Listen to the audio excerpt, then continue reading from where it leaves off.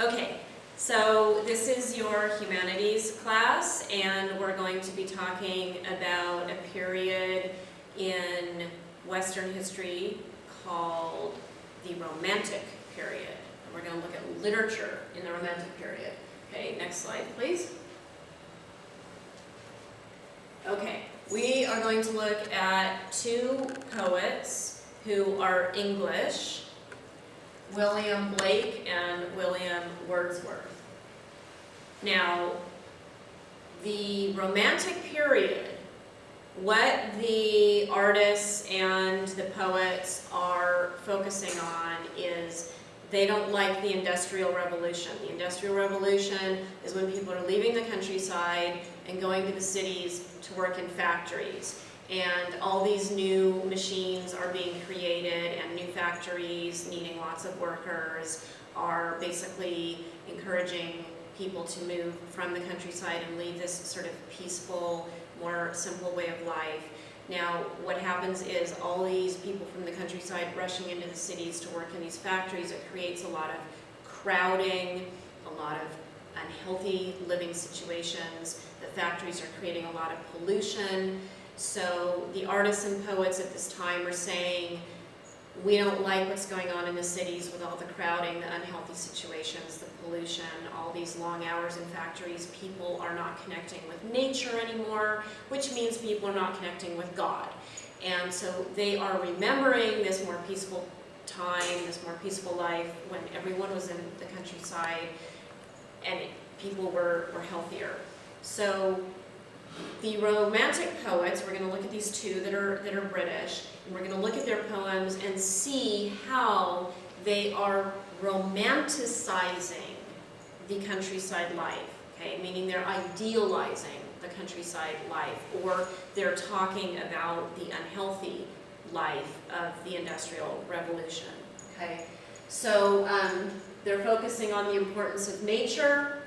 They think connecting with nature means connecting with God. They think technology has some dangers, okay? That people's ability to connect with nature is being ruined by these technological advances. So in many of William Blake's and William Wordsworth's poems, you see a reaction to the Industrial Revolution. Okay, next slide.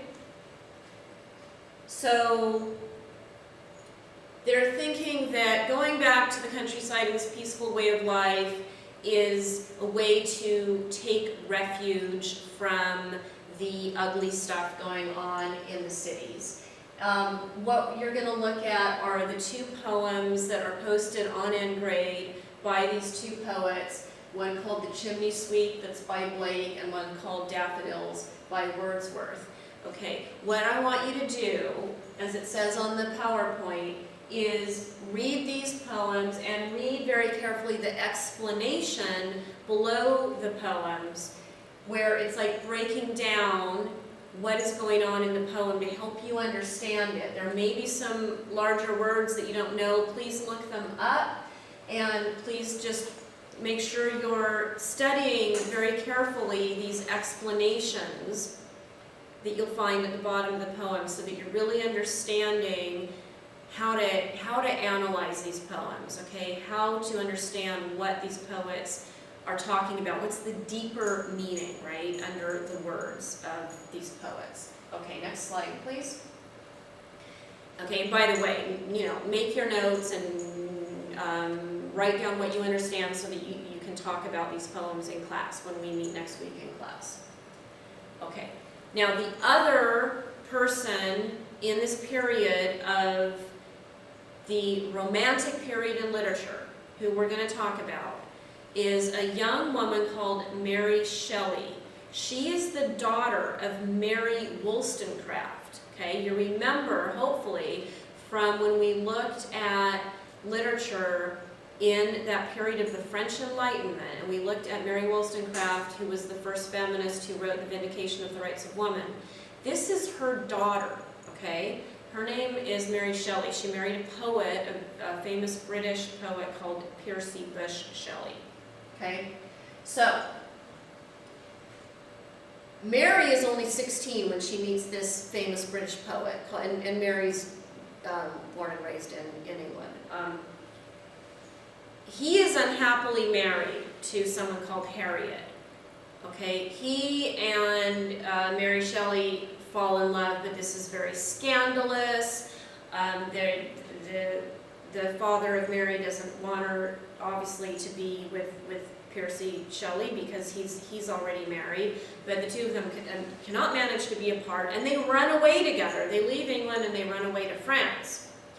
Meanwhile, Percy's wife commits suicide. This allows Percy to marry Mary. Okay? When Mary is 18, she and Percy go to Switzerland to stay at the house of another poet who fits this romantic period in literature. He's another famous British poet who is part of this whole movement in romantic literature. Okay, they're staying at his house in Switzerland. It's a very rainy, cold summer in Switzerland. It's not a nice summer. Lots of bad weather. Okay, so they stay inside and they're trying to entertain themselves inside. Okay, because there's nothing nice to do outside because of the weather. What they do is, one night, they decide to entertain each other. Obviously, there's no TV and movies and things like that, okay, at this point. This is in the 1800s. They entertain each other with ghost stories. Okay, next slide, please. From this game of ghost stories, Mary Shelley writes Frankenstein. I hope you have all heard of the book Frankenstein. Maybe you've only heard of the movie. Maybe you've seen various versions. There's lots of versions of the movie. But it comes from a book, okay, from a novel.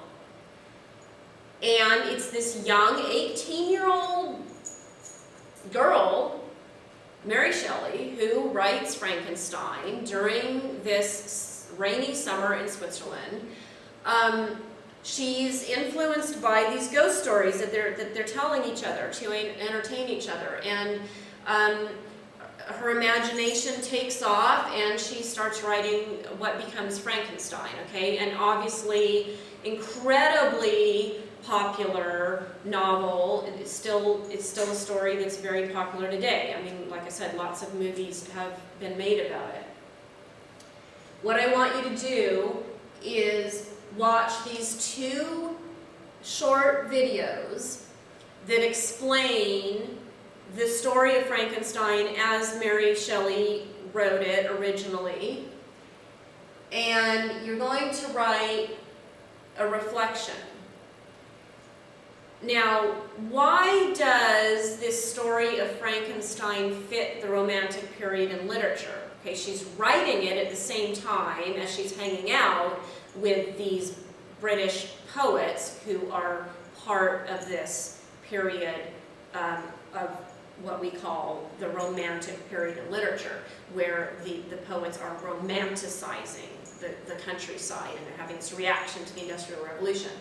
Well, you've got to ask yourself, this novel that Mary Shelley wrote about Frankenstein, how does that maybe relate to the Industrial Revolution? What's she talking about here? Is she warning people about the dangers of science and technology? Okay, think about it after you've looked at these videos that explain clearly the story as she presented it. Okay, in your reflection, I want you to first tell me a couple specific things you learned from these videos that you didn't know before, okay? Then, obviously, share your reaction like I always want you to do, okay? Keep those, and you're going to turn them in to me when we meet next in class. Next slide, please. Okay, so that's your assignment.